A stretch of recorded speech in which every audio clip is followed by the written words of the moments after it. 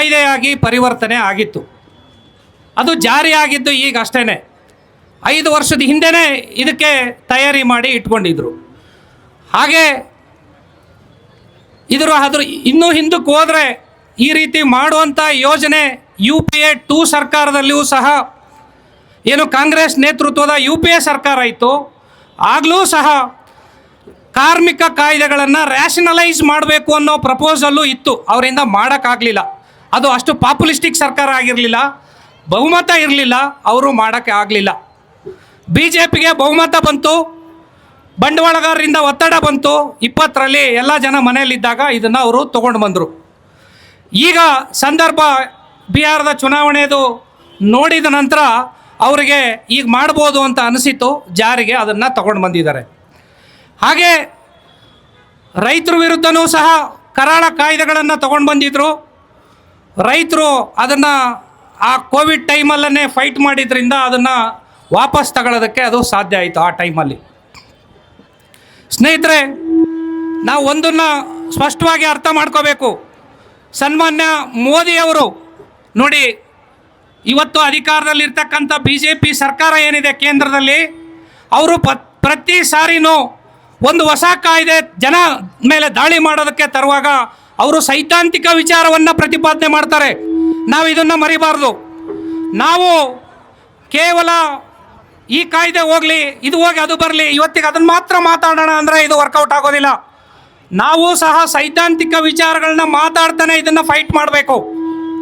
ಅವ್ರದ್ದು ಸೈದ್ಧಾಂತಿಕ ವಿಚಾರ ಏನು ಅಂತಂದರೆ, ಮೋದಿಯವರು ಈ ಕಾಯ್ದೆಗಳನ್ನು ಜಾರಿ ಮಾಡುವಾಗ ಏನು ಅನೌನ್ಸ್ ಮಾಡಿದರು ನವೆಂಬರ್ ತಿಂಗಳಲ್ಲಿ, ಅವರು ಒಂದನ್ನು ಹೇಳಿದರು, ಇವು ಬ್ರಿಟಿಷ್ ಕಾಲದಿಂದ ಬಂದಿರತಕ್ಕಂಥ ಕಾಯ್ದೆಗಳು.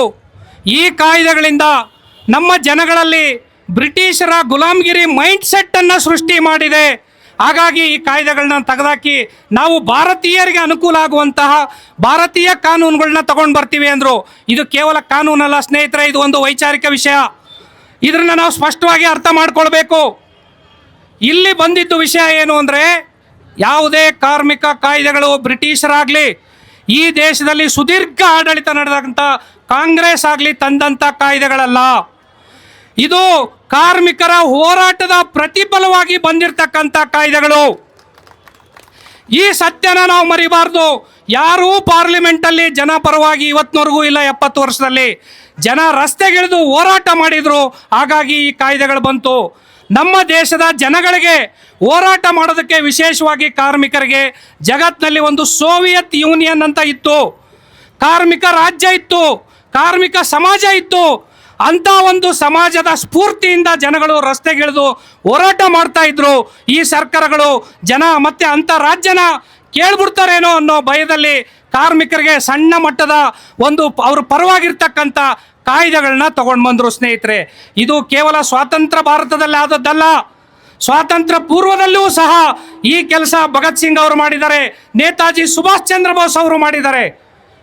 ಕಾರ್ಮಿಕರಿಗೋಸ್ಕರ ಹೋರಾಟಗಳನ್ನ ನಾವು ಮಾಡಿದ್ದಾರೆ. ಇವತ್ತು ID ಆ್ಯಕ್ಟ್ ಅಂತ ನಾವು ಇವತ್ತೇನು ರದ್ದಾಗಿದೆ, industrial dispute act. Bhagat Singh ಪಾರ್ಲಿಮೆಂಟಲ್ಲಿ ಬಾಂಬ್ ಹಾಕಿದ್ರು, ಬ್ರಿಟಿಷ್ ಪಾರ್ಲಿಮೆಂಟಲ್ಲಿ. ಅದು ಯಾವ ಬಿಲ್ ವಿರುದ್ಧ ಅನ್ನೋದನ್ನು ನಾವು ಮರಿಬಾರ್ದು. ಟ್ರೇಡ್ ಡಿಸ್ಪ್ಯೂಟ್ ಬಿಲ್, ಅದು ಇವತ್ತಿನ ಇಂಡಸ್ಟ್ರಿಯಲ್ ಡಿಸ್ಪ್ಯೂಟ್ ಕಾಯ್ದೆ, ಅದು ಬರಬಾರ್ದು ಅಂತ ಅವತ್ತು ಬಾಂಬ್ ಹಾಕಿದ್ದು. ಸ್ವಾತಂತ್ರ್ಯ ಬಂದ ಮೇಲೆ ಕಾರ್ಮಿಕರಿಗೆ ಪರವಾಗಿರ್ತಕ್ಕಂಥ ಅಂಶಗಳನ್ನ ಸೇರಿಸಿ ಅದನ್ನು ತಗೊಂಡು ಬರಲಿಕ್ಕಾಯ್ತು. ಸೊ ಈ ಹೋರಾಟದ ಹಿನ್ನೆಲೆ ಇದೆ ಅನ್ನೋದು ನಾವು ಮರಿಬಾರ್ದು. ಇದು ಗುಲಾಮಗಿರಿ ವಿರುದ್ಧವಾಗಿ ಹೋರಾಟದ ಸಂಕೇತವಾಗಿ ಈ ಕಾಯ್ದೆಗಳು ಬಂದಿತ್ತೇ ವಿನಃ ಗುಲಾಮಗಿರಿ ಸಂಕೇತ ಈ ಕಾಯ್ದೆ ಅಲ್ಲ. ಇನ್ನು ಇವರು ಭಾರತೀಯತೆ ಬಗ್ಗೆ, ದೇಶ ಪ್ರೇಮದ ಬಗ್ಗೆ, ನಮ್ಮ ದೇಶ ಹಿಂದೂ ರಾಷ್ಟ್ರದ ಬಗ್ಗೆ ಅವರು ಮಾತಾಡ್ತಾ ಇದ್ದಾರೆ. ಸ್ನೇಹಿತರೆ, ಅವ್ರದ್ದು ಒಂದು ಐಡಿಯಾಲಜಿ ಇದೆ. ಹಿಂದೂ ಧರ್ಮ ಅಲ್ಲ, ಹಿಂದುತ್ವ ಐಡಿಯಾಲಜಿ ಇದೆ.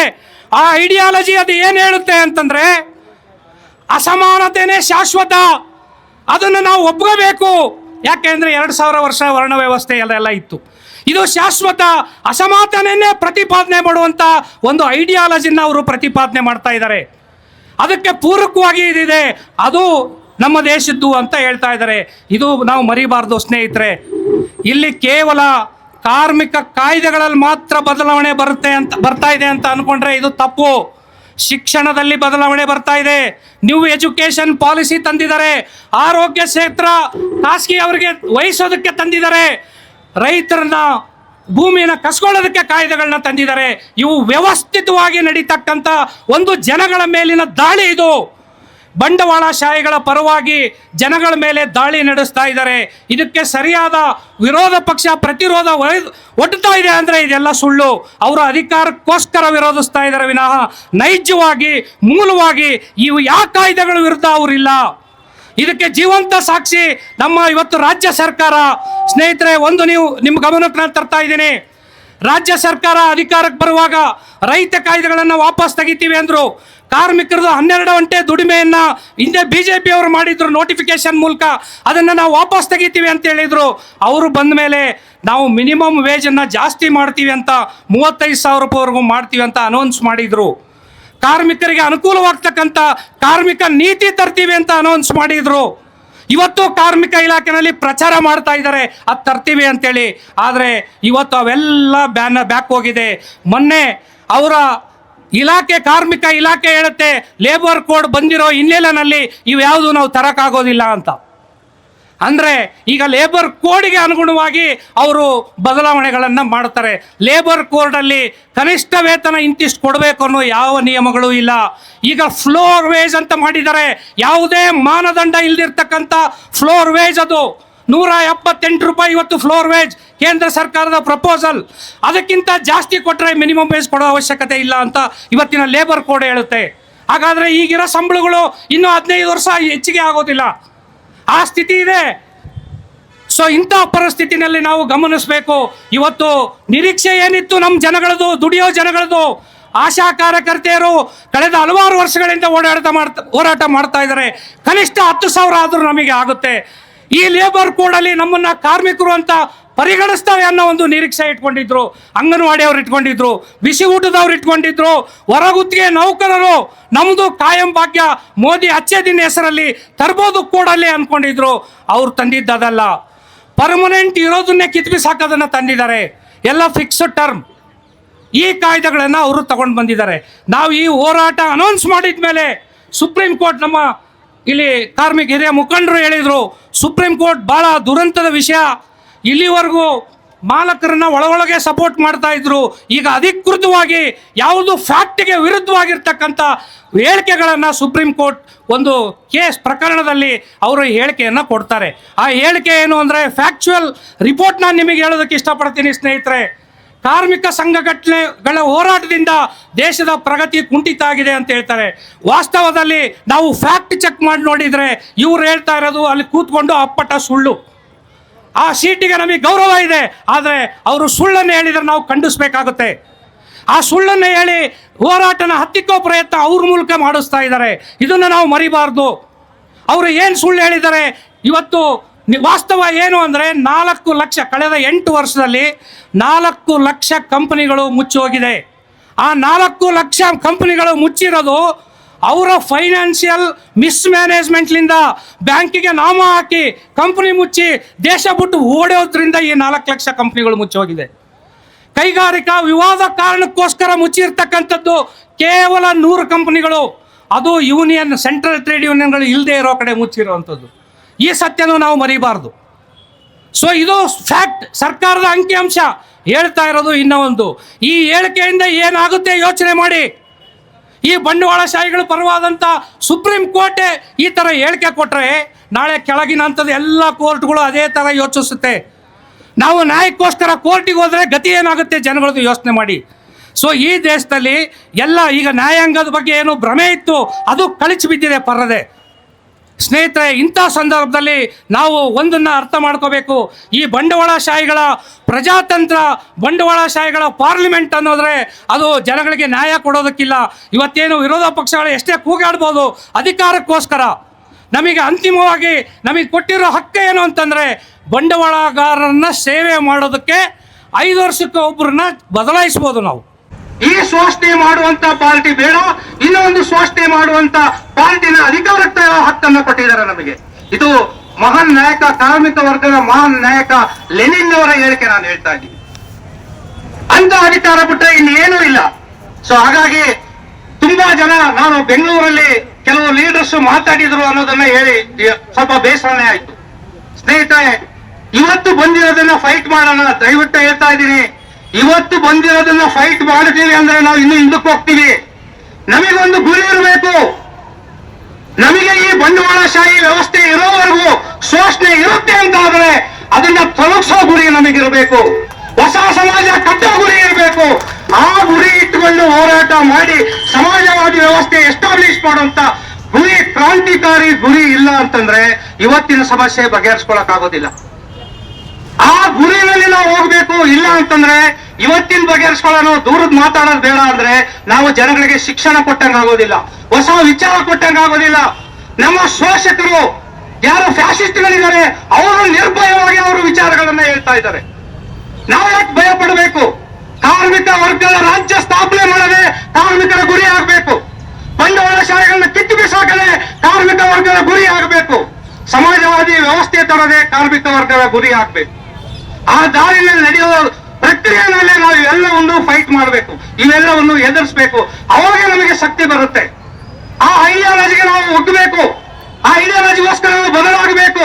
ಕಾರ್ಮಿಕ ವರ್ಗದ ಸಂಸ್ಕೃತಿಯನ್ನ ನಾವು ಮೈಗೂಡಿಸ್ಕೋಬೇಕು.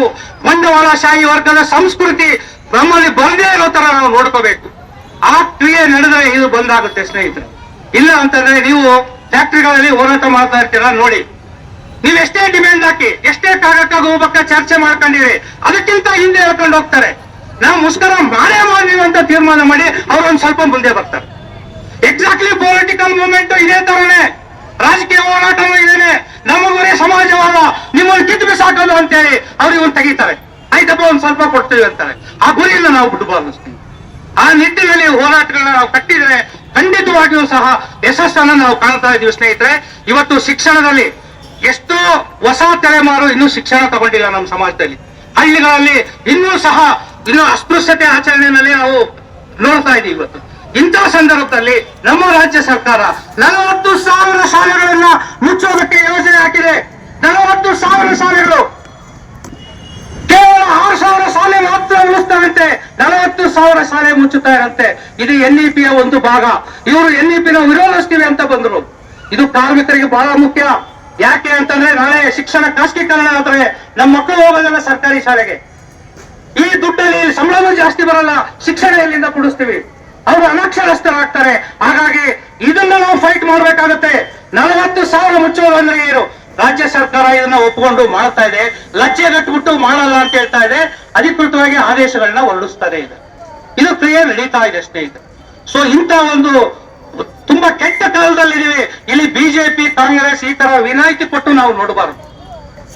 ಸನ್ಮಾನ್ಯ ಸಿದ್ದರಾಮಯ್ಯನವರು ಮೈಸೂರವರೇ ಸಮಾಜವಾದಿ ಹಿನ್ನೆಲೆಯಿಂದ ಬಂದಿರೋರು ಅಂತ ಹೇಳ್ಕೊಳ್ತಾ ಇದ್ದಾರೆ. ಇವತ್ತು ಮಿನಿಮಮ್ ವೇಜ್ ಕಾರ್ಮಿಕರಿಗೆ ಪರವಾದ ನೀತಿ ತರೋದಕ್ಕೆ ಅವರು ಸಚಿವರು ವಿರೋಧಿಸ್ತಾ ಇದ್ದಾರಂತೆ. ಅದನ್ನು ಕೇಳ್ಕೊಂಡು ಸಿದ್ದರಾಮಯ್ಯನವರು ಆಯ್ತು ಅಂತ ಅವ್ರ ಪರವಾಗಿ ಸಪೋರ್ಟ್ ಮಾಡ್ತಾ ಇದ್ದಿರಲ್ಲ. ಯಾಕೆ? ಎಲ್ಲಿ ಹೋಯ್ತು ನಿಮ್ಮ ತಾಕತ್ತು? ಸೊ ಸ್ನೇಹಿತರೆ, ಇಲ್ಲಿ ವ್ಯಕ್ತಿ ಇಂಪಾರ್ಟೆಂಟ್ ಅಲ್ಲ, ಇವು ಬಂಡವಾಳಶಾಹಿಗಳ ಪಕ್ಷಗಳು. ಅವ್ರು ಹೇಳ್ದಂಗೆ ಕೇಳದೆ ಇದ್ರೆ ಸಿದ್ದರಾಮಯ್ಯ ಕುರ್ಚಿ ಕಳ್ಕೋಬೇಕಾಗುತ್ತೆ. ಹಾಗಾಗಿ ಅವ್ರು ಹೇಳ್ದಂಗೆ ಕೇಳ್ತಾರೆ. ಈ ಸತ್ಯ ನಾವು ಮರಿಬಾರ್ದು. ಸೊ ಈ ಹಿನ್ನೆಲೆಯಲ್ಲಿ ನಾವು ಹೋರಾಟನ ಬಲವಾಗಿ ಕಟ್ಟೋದ್ರಿಂದ ಮಾತ್ರನೇ ನಾವು ಸಮಾಜದಲ್ಲಿ ಪರಿವರ್ತನೆ ತರೋದಕ್ಕೆ ಸಾಧ್ಯ. ಸೊ ಈ ಲೇಬರ್ ಕೋಡ್, ಇಲ್ಲಿ ಕಾರ್ಮಿಕರು ಚಳವಳಿ ಆಗಿರೋ ಕಾರಣ ಎಕ್ಸಾಕ್ಟ್ಲಿ ಲೇಬರ್ ಕೋಡ್ ಏನು ಸಮಸ್ಯೆ ಆಗುತ್ತೆ ನಮಗೆ ಅಂದರೆ, ನಾವೇನು ಬಾರ್ಗೇನ್ ಮಾಡೋ ಪವರ್ ಇತ್ತು ನಮಗೆ, ಅದು ಎಕ್ಸಾಕ್ಟ್ಲಿ ಮೊಟಕುಗೊಳಿಸಲಾಗಿದೆ. ಅದನ್ನು ಸಂಪೂರ್ಣ ವೀಕ್ ಮಾಡಲಾಗಿದೆ. ನಾವು ಅವ್ರನ್ನ ಎದುರಿಸಿ ಉತ್ಪಾದನೆ ನಿಲ್ಲಿಸ್ತೀವಿ ಅಂತೇಳಿ ಏನು ಮಾಡ್ತಾ ಇದ್ವಿ, ಅದನ್ನೇ ಬಾಲ ಕಟ್ ಮಾಡೋಕ್ಕಾಗಿರೋದು. ಇದರಲ್ಲಿ ಈ ಸತ್ಯನೇ ನಾವು ಮರಿಬಾರ್ದು. ಸಂಘ ಮಾಡೋದನ್ನು ತುಂಬ ನಗಣ್ಯ ಮಾಡಬೇಕಾಗಿದೆ. ಇನ್ನು ಈ ಗಿಗ್ ವರ್ಕರ್ ಇವ್ರನ್ನ ಕೇರೇ ಮಾಡ್ತಾ ಇಲ್ಲ. ಅವರೆಲ್ಲ ಈಗ ನಾವು ಈ ಅಂಗನವಾಡಿ, ಬಿಸಿ ಊಟ ಮತ್ತು ಆಶಾ ಕಾರ್ಯಕರ್ತೆಯರು, ನಾವು ಸಮಾಜ ಸೇವಕಿಯರಲ್ಲ, ವರ್ಕರ್ಸ್ ಅಂತ ಇದ್ರಲ್ಲ, ಕೈಗಾರಿಕಾ ಕಾರ್ಮಿಕರು ಸಹ ಸಮಾಜ ಸೇವಕರ ಕೆಲಸಕ್ಕೆ ಸಮಾಜ ಸೇವಕರು ಅನ್ನೋ ಪರಿವರ್ತನೆ ಆಗ್ತಾ ಇದ್ದಾರೆ. ಫ್ಯಾಕ್ಟ್ರಿಗಳಲ್ಲೂ ಸಹ ಈ ಥರದ ಸೇವೆಗಳು ಇನ್ನು ಮುಂದೆ ಬಂದರೆ ಆಶ್ಚರ್ಯ ಪಡಬೇಕಾಗಿಲ್ಲ. ಈಗಾಗಲೇ ಸರ್ಕಾರಿ ಆಸ್ಪತ್ರೆಗಳಲ್ಲಿ ಕಸ ಗುಡಿಸೋದನ್ನು ನಮ್ಮ ಪೌರ ಕಾರ್ಮಿಕರು ಕೆಲಸ ಮಾಡ್ತಾ ಇದ್ರು. ಅದನ್ನು ತೆಗೆದಾಕಿ ಅಲ್ಲಿ ಈಗ ಸಮಾಜ ಸೇವೆ ಮಾಡೋರನ್ನ ಇಟ್ಟಿದ್ದಾರೆ. ಅವರು ಕಾರ್ಮಿಕರಲ್ಲ. ನೋಡಿ ಎಂತೆಂಥದ್ದು ಬರ್ತಾ ಇದೆ ಅನ್ನೋದನ್ನ ಮರಿಬಾರ್ದು. ಇನ್ನು ನಾವು ಫ್ಯಾಕ್ಟ್ರಿಗಳಲ್ಲೆಲ್ಲ ಸಮಾಜ ಸೇವೆ ಮಾಡೋಕ್ಕೆ ಹೋಗ್ಬೇಕಾಗುತ್ತೆ, ಇನ್ನೆಲ್ಲಿ ಉಳಿಯೋದಿಲ್ಲ. ಸೊ ಇಂಥ ಕಾಯ್ದೆ, ಇದು ಅಪಾಯ ನಾವು ಆಳವಾಗಿ ಅರ್ಥ ಮಾಡ್ಕೋಬೇಕು. ಒಂದು ಸೈದ್ಧಾಂತಿಕ ವಿಚಾರ ಇದ್ದರೆ ಮಾತ್ರ ಇದರ ಆಳ ಆಗಲ ಗೊತ್ತಾಗುತ್ತೆ. ಇಲ್ಲ ಅಂತಂದರೆ ಮೇಲ್ಪದರ, ಇವತ್ತು ಹೋರಾಟ, ನಾಳೆ ಮತ್ತೆ ಯಥಾಸ್ಥಿತಿ. ಇದು ನಿಲ್ಲಕ್ಕಲ್ಲ. ಬಲಿಷ್ಠ ಆಗೋದಕ್ಕೆ ನಾವು ಈ ಹೋರಾಟನ ಮಾಡ್ತಿದ್ದೀವಿ ಅನ್ನೋದನ್ನು ಅರ್ಥ ಮಾಡ್ಕೋಬೇಕು. ಮುಂದಿನ ದಿನಗಳಲ್ಲಿ ಇಂಥ ಹೋರಾಟಗಳು ಹೆಚ್ಚೆಚ್ಚು ಆಗೋದಕ್ಕೆ ನಾವು ನಿಂತು ಕೆಲಸ ಮಾಡಬೇಕು. ವರ್ಗ ಸಂಘರ್ಷನ ಕರೆಕ್ಟಾಗಿ ಗ್ರಹಿಸ್ಕೊಳ್ಬೇಕು ಅಂತ ಹೇಳ್ತಾ ನನ್ನ 2 ಮಾತುಗಳನ್ನ ಮುಗಿಸ್ತಾ ಇದ್ದೀನಿ. ಕಾರ್ಮಿಕರ ಹೋರಾಟ ಚಿರಾಯುವಾಗಲಿ. AIUTUC ಜಿಂದಾಬಾದ್, JCTU ಜಿಂದಾಬಾದ್.